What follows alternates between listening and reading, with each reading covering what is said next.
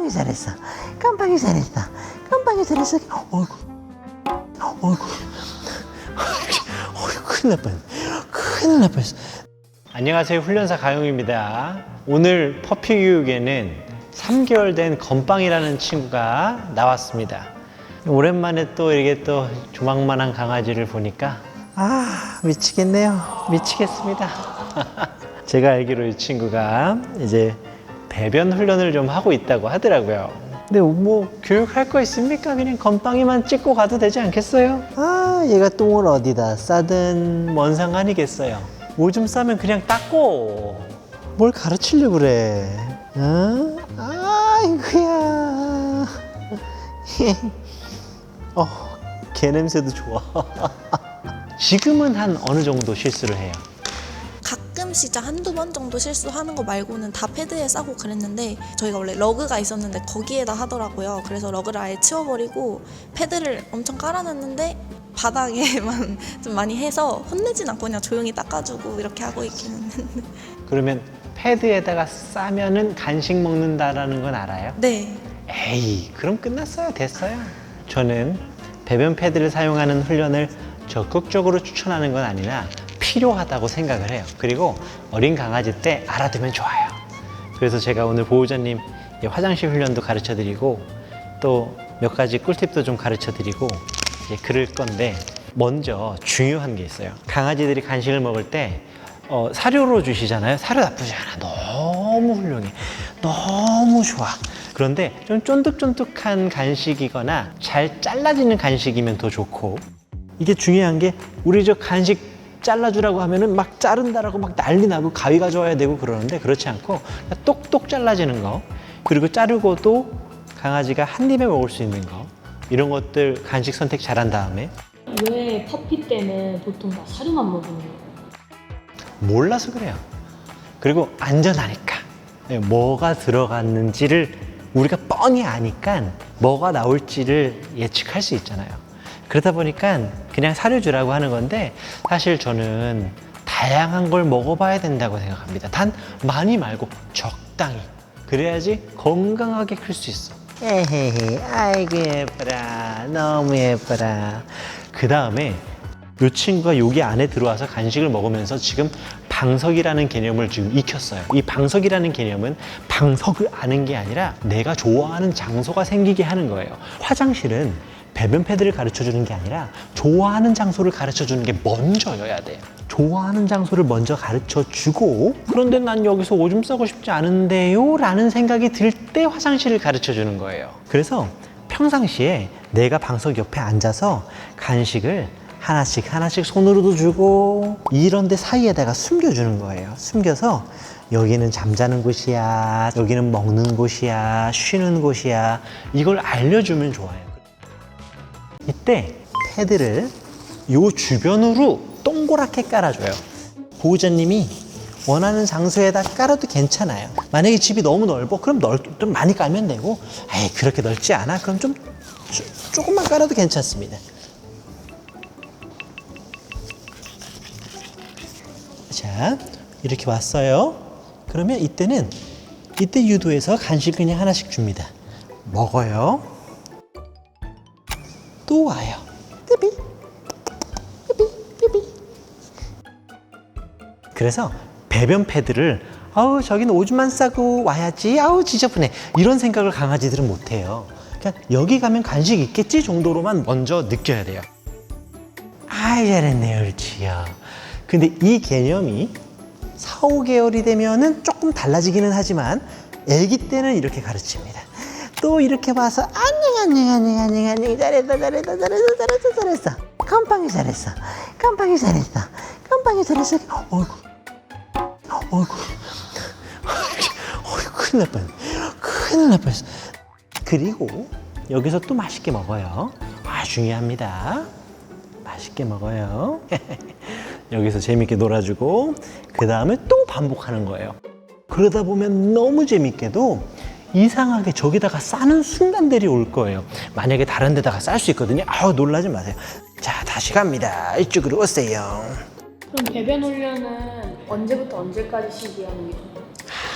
배변 훈련은